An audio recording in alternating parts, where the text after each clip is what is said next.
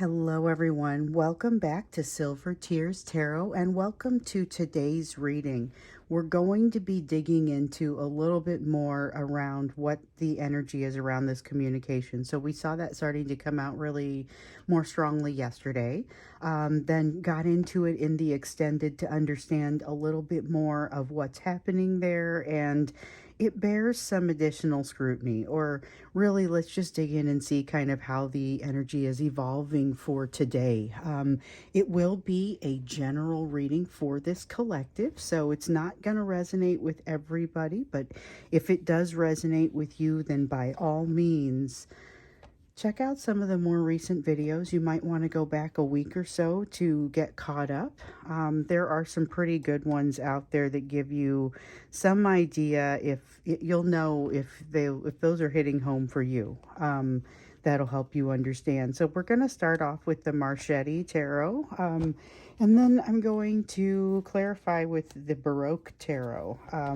Then when we get to it, the Oracle card will be from the Spirit Animal Tarot. So always like to introduce those cards because I've had a lot of requests to do that. And I work with a lot of different decks. So I thought just to kind of give them the credit that they're due. And especially if you see something you're especially attracted to, now you don't have to look for it for a long time. So starting off with the Marchetti Tarot, again, we're going to be taking a look at what's happening in this energy, particularly around the communication.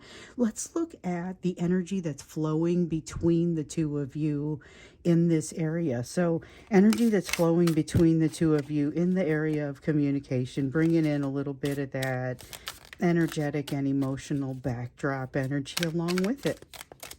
Just kind of what's happening for the day. This gives us that context when we get farther into the reading and we start to see some things. We understand, well, here's where they're coming from. They're coming from this energy, so you can take it into consideration when you look at the events. So we've got the World card, something coming to completion. 10 of Coins, something changing in their household this is the energy of that happening. This is the energy of change in the household, change in, not necessarily household, it's living environment though. So it could be the job. Losing a job, getting a new job, getting a different set of job duties, something happening here. It's not necessarily bad. It is in reverse, but it's more about the fact that the stability of whatever's happening with life is being challenged here. With that World card, though, coming to the end of an era, coming to the end of a cycle. And of course, it's not the only cycle they're in the middle of. We've already seen they've got some other cycles that they're going through again. This is a cycle that's relevant to this third-party energy that's happening in their life. And then we've got the Strength card. They're coming out in a good place, or at least they're figuring out how to come out in a good place. Could be something where the outcome is a little bit undetermined, but they've got a plan. They've got something that's going to bring them to a better place. So if they're walking into a situation where they discover they're losing a job or something, they've already got something better lined up and they feel pretty confident about it, or something to that effect. It's got obviously it could be something other than a job, but it's something that is changing in their life. Could be their home life. Okay, we've got the Two of Wands. They are standing firm in their perspectives, their values. So we know that they've had a lot of adjusting perspectives and values. They've had a lot of new perspectives coming up for them. They've changed some values that maybe they were raised with. We have the Queen of Wands here. Okay, so this is a feeling of knowing a little bit more of why they're doing what they're doing, and paired here with this Four of Swords, there's a recognition of, as they would put it, and this is words that I'm being given to use, I understand just how far I have to go now. There's something in here where they understand just how far they have to go. But with this Queen of Wands, that there's that strong sense of having some idea of, it's a greater awareness. It's that greater awareness that we keep hearing about, but it has to do with knowing why it is that you're doing what you're doing. That's really why it is that you're doing what you're doing. Realization, okay, this doesn't usually come from the Ten of Pentacles for me. Feels very relevant to like a Four of Wands, where it is understanding that stability. What's really happening here is there's a truth that is emerging, and the truth is around this Ten of Pentacles. It's about that stability coming from within the self. So even if the job does change, even if the household does change, somebody moves in, somebody moves out, a relationship shifts, the stability that they need comes from within them. This is the realization of that. Now, it may immediately, in some cases, be followed by denial. But there is a realization, at least that momentary realization, that they are in charge of it. There's the Four of Wands. Okay, I was feeling it.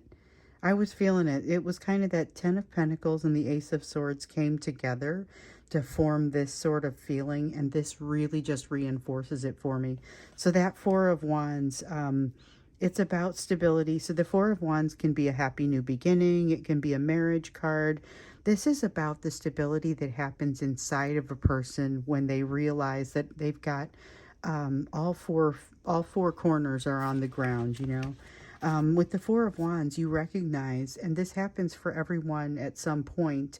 Right now, it's happening for your person as they're going through this shift and this change that feels pretty considerable with the ending of that cycle.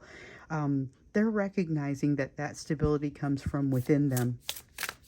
And like I said, for some of them, it's immediately going to be followed by some kind of fear response. But in a lot of cases, I feel like they hold this balance for at least a little while. And that's a big deal.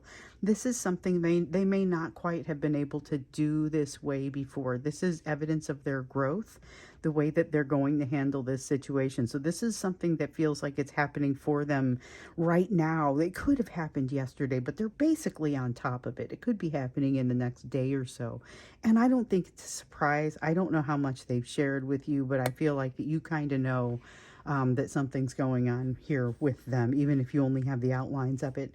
Now, with the King of Cups, this is where the tricky bit comes in, because we see a lot of this King of Cups, that feeling of, you know, needing to appear a certain way, needing to, that egoistic tendency to need to appear a certain way. And we often see that with them. We've seen it here with them even recently, just that they have to, with some of that narcissism or the narcissistic behavior that we've seen, it's a matter of needing to appear a certain way, needing to show up a certain way. You know, there's a strong sense of that egoistic response. It feels like a limitation around the rest of this energy is like lifting them up, opening them up, putting them potentially in a place where they get to really feel alive, but not feel a bunch of fear associated with it. Because if you can have that, if you have a chance to really feel alive and vital and you know, be able to open yourself up to an experience, that's part of what the experience of life is all about. Now, sometimes you can do that without pain, and that's when it's particularly fun. We've got the Four of Cups here and the Seven of Swords. So the Seven of Swords feels like more of an honorable mention. They are building up. They've had enough change here that they are building. I'm just going to set this one down. It feels like more than an honorable mention. Yeah. They have been building up some of this self-awareness, as well as like this self-trust. This is doing a little bit of inner child work, and I don't think they went into this saying, hey, I'm gonna do some inner child work and phrased it as such. But I feel like some of it has happened as a result of some of the other pieces that they've gone through, lessons that they're learning with you. So they've done some growing here. This is part of why when you come across this person, they seem like they are better than they were before. And it's because they are. But we also realize that they have a lot of development still to do. Now, with this Four of Cups, this is a matter of them receiving, it's got almost that Ten of Cups sort of vibe to it, where we see that they'll have something, they'll receive something, they will come across something that seems like it's too good to be true and then not know what to do with it. This is like what they did with you, the way that they manage things with you. And it's very disappointing for them to know that they make this type of mistake, or that they've made this type of mistake. We've seen the opportunity, the missed opportunity vibe that's come through periodically on this one. This is why it happens, though. They're in the energy of this sort of flooded emotion that causes them to not be able to also take on the energy of this when it comes. So it's a gift that's given to them that they are unable to appreciate because they're already flooded to the point where they're overwhelmed and they're flooded. I mean, that's just really what comes through for me here. So be aware, this is kind of the energy that they're in. This may figure into some of that communication that you could hear from them. So like I said, we're going to look into the energy a little bit more deeply and just kind of understand. We looked into what you can expect from them, but let's see how that energy is evolving into today. So the first thing that comes out is this Three of Cups. That's the let's get together for lunch sort of vibe. I mean, honestly, the sun is shining. You're sitting outside. It's that kind of vibe. It's a beautiful day. Of course, you could be inside. It could be raining, but it's beautiful. There's a nice feel to it. I don't know that that's actually the day that it happens, the way that it comes across, but that's the way that it feels when they approach you. So it feels like there is this communication. There is some kind of approach. With the Fool card, it's jumping off into what feels like uncharted territory, but it's only uncharted because this time they're not going to be as surprised by it. This time they're aware of what it is that they're walking into or who it is that they're talking about. Because, you know, we looked at what to expect from this communication, and we saw there's this heavy tendency toward that communication. It's potentially a very nice, vulnerable communication, but just be aware. They're headed toward this tower. They're headed toward an emotional change, and that the communication could change very much, or it could change the level. It could dry up and go away when that tower energy hits. They have got something set into motion, and that's part of what enables them to do what they do, to reach out to you in the first place. And I feel like a lot of them do. I know obviously everyone won't. Not everybody's going to be ready for that. But a lot of the folks in this collective, I'm already hearing about some of you having these conversations. And some of them are fairly brief, but then others, you know, it feels like maybe they're tapering off. And that is kind of what looks like will happen here. That tower energy hits and you see them going into the thinking cave. And when you get into it, you realize, you know, that's a proper response for them to go into the thinking cave. If you were to look at it, let me look to see here. Oh, that's the Six of Wands, and it fell face up. Fell face up and in the upright. Six of Wands is all about victory. It's all about, it's not an immediate short victory. It's something that, it's a protracted battle. It's something that happens over time. And a victory after that long battle feels different. We also have the Five of Wands, which looks suspiciously like the Six of Wands in this deck and in this context. So the Five of Wands is a struggle, but it also has that element of not just challenge, but also being able to align the energies of kind of all of these efforts, and aligning them all and putting them in the same direction is really what enables this victory.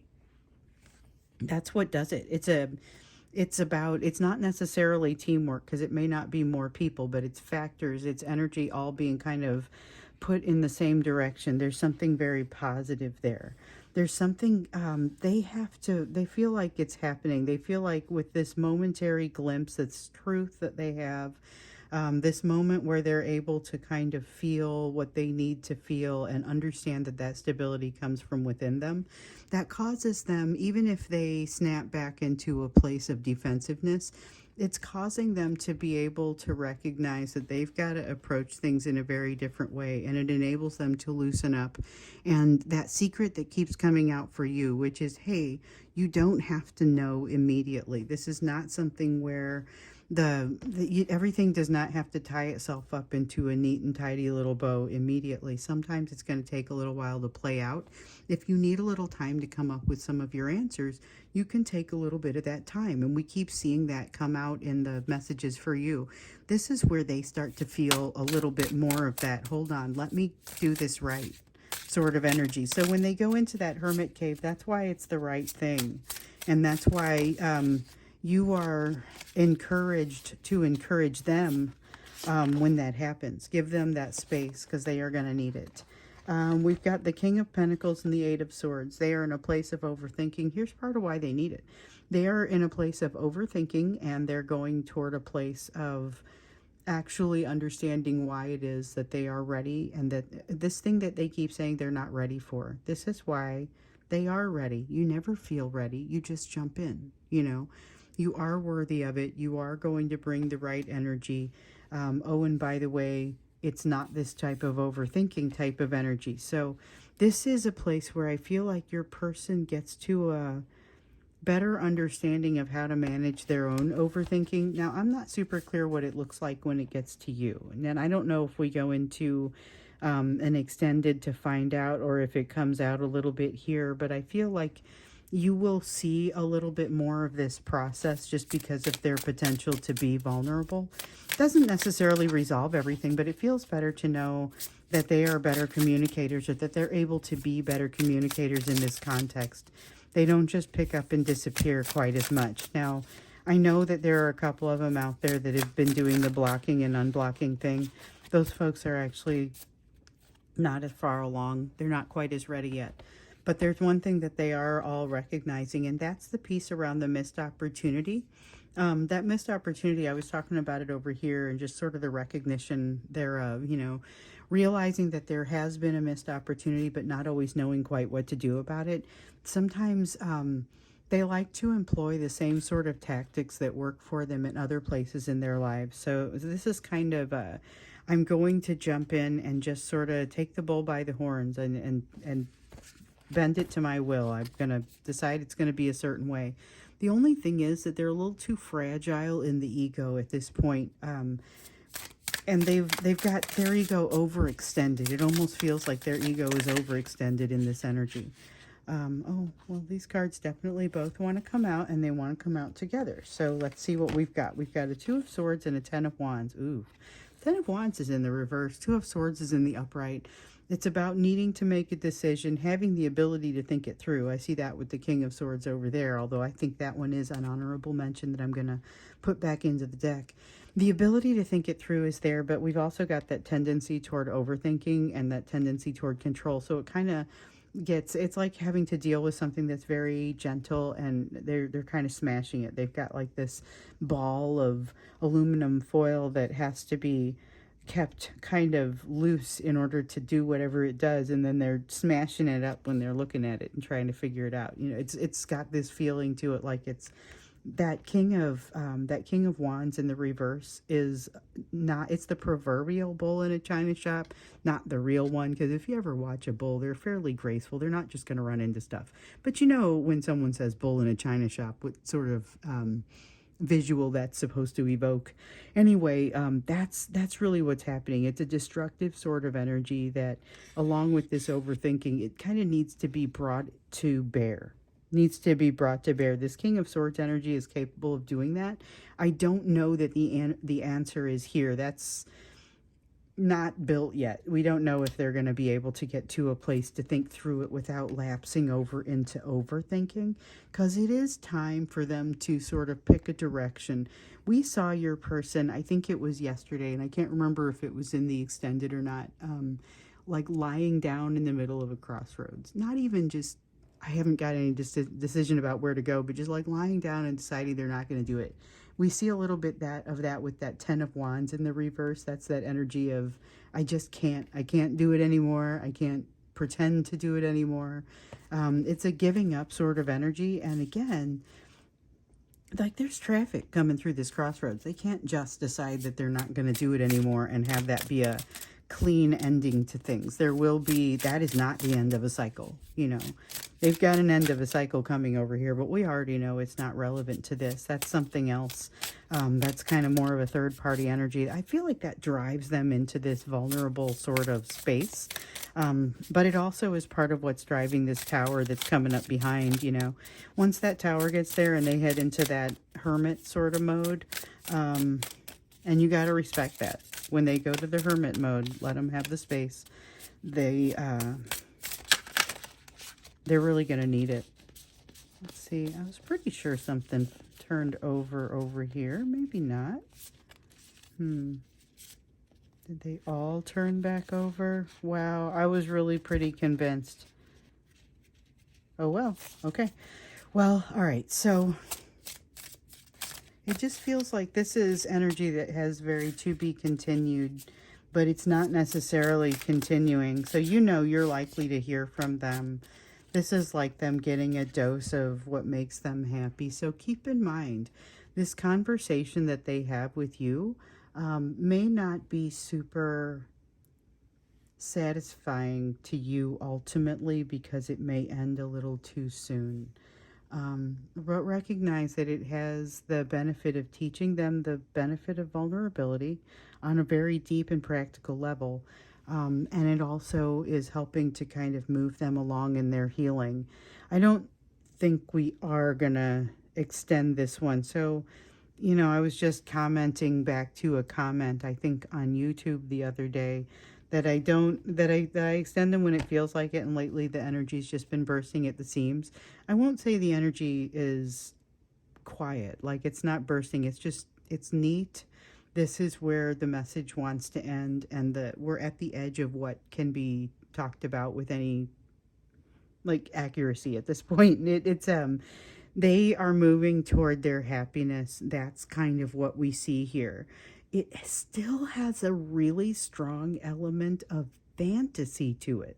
So for those where you don't see them quite getting to the point where they're able to reach out, there's a lot of fantasy, and I feel like that energy spills over to you. Hopefully you can find that energy more joyful and less drudgy or less like a ball and chain, because sometimes it can kind of feel like it's holding you back a little bit, especially when they start to get into that overthinking mode.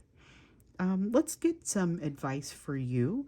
Advice for you, what should you be focused on given the rest of what we see here on this table? We've got the moon. That's an easy does it sort of feeling. It's allowing mystery to remain mystery.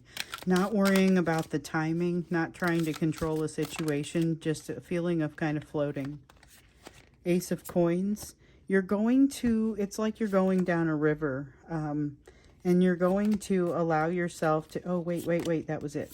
We're going to allow yourself to float down the river. You're going to be moving into a new space. And, you know, you got to trust yourself to have made the right setup such that you're going to move into the right space. But I can tell you here that you are moving into a right space. So, you know, one of the messages that often comes out for you is that of trust.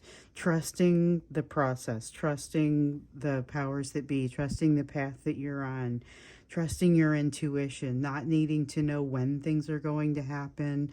We give you some idea of kind of what's happening in the background here, but we always know that there is an element of this that in order for you to co-create with the universe and co-manifest, you've got to have an element of that trust, and that really comes out here in this reading.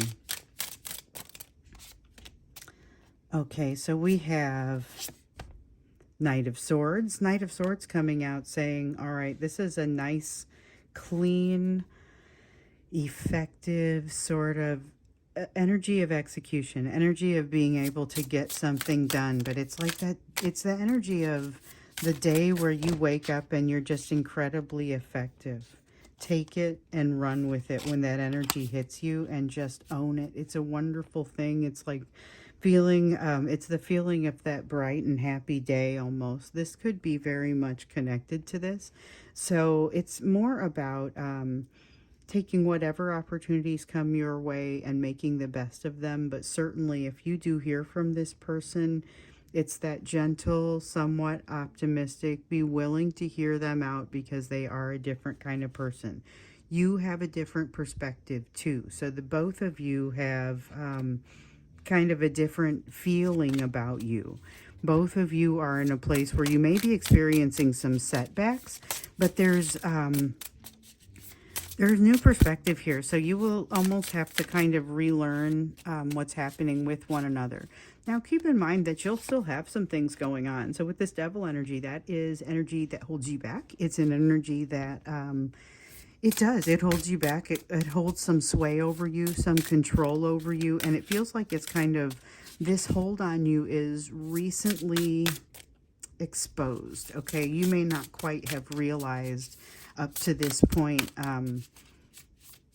how destructive or distracting this has been, and you get to a place where you at least are able to acknowledge it, even if you're not quite able to resolve it. We've got the Empress here, which says you're not in a place yet to resolve it. So you're going to be identifying some new lessons here. Nothing here feels scary. You've got that Seven of Swords, that self-trust, moving into a new place, allowing yourself to float there. That's the advice. Go into it with the right opportunity, or the right attitude toward opportunity. When you receive a communication, whether it's from your person, whether it's some interaction with this new soulmate that many of you have already come in contact with, bring your whole new self, that whole new opportunity, or that whole new perspective that you have. Recognize that you're also gonna come up against a wall somewhere in here, but I think you feel very safe when it happens. That said, you may still be very resistant, reluctant almost, to do what it's going to take to get to a balanced place. As we have often talked about, sometimes moving to a place of greater balance is not necessarily more comfortable, at least not until you get to a point where you can adjust for that and get to a new level of what balanced feels like. So when something is imbalanced and you suddenly balance it, realize it's kind of like holding a tray. You may have been compensating for the fact that it was imbalanced, and suddenly establishing that balance may require some adjustment. We see some of that here in a reluctance to make that adjustment. We've got the Page of Pentacles. There's a missing piece. So keep your eyes open. I don't feel like this is very painful. We just keep seeing these. You have new lessons to learn, but they're not the worst lessons in the world. Like if you've gotten through some of the more difficult things, and this is more like, this is more gravy. This is something that is more enjoyable, you know. And we've got this Eight of Pentacles in the reverse. So this is you mastering something new, learning something new, taking a new opportunity. That may be true above and beyond this experience, this exposure of a limitation that you've got here, or exposure of something that controls you somewhat. What else have we got here? We've got the Chariot. So this is the fear. You are going to run up against something that creates a little bit of fear in you, and you realize, oh, this is frustrating. There's something that does not automatically fall into place for you. But I think you persist and you make pretty short work of it. And by I think, I mean that's what happens. Unless you somehow decide that you don't want to do whatever this is, but I feel like you do. It's like taking on a new lesson, a lesson with something that you've never done before, having it be a little bit of challenge, and then working through that challenge. It's very rewarding when you work through it. You trust yourself to work through it the whole time. You have this new perspective that states, it's okay, even if you do fail once or twice, you can continue to approach this wall that you're hitting, and it's going to feel great when you get past it. Also, there doesn't appear to be any fire lit under you or rush to get it done. So this is keep working through your lessons. They will keep being served up to you nicely. Keep allowing that to happen. Oh, and by the way, one of those lessons may be wrapped in an encounter with this person, whether it be verbal or text, or in some cases that, you know, brightly lit, happy, you know, lunch and a couple of drinks together. So let's go ahead and get you that Oracle card. More advice for you. Advice to kind of go across the top. Silver's favorite part of the reading. This is the Sandpiper Spirit, and it's be playful. So this matches incredibly well with what we've seen here and the rest of this. It's about rolling with it, not having to be in a hurry. And I'll give you hopefully a better look at this card. But this is, it's about being playful, not making assumptions, going out and playing in the rain when the rain comes down. So there's a sense of taking an opportunity when it pops up as well, that crops up with this, that I feel like matches nicely with the rest of this. So this is about how you approach opportunities, and this is about, hey, there's one coming. Maybe this is something that you'll want to really kind of get started with this one. So take it, do the best with it that you can, see how this goes. And so that's it. I'm going to go ahead and wrap this reading up here. I am not going to extend this one because, like I said, it feels like this is a fairly concise message that is, we're at the limits of it. There's not something else that we're supposed to dive into with that right now, even though I'm not without my questions. We'll see what comes out with it in the next reading. So thanks for being here with me today, and I will see you next time.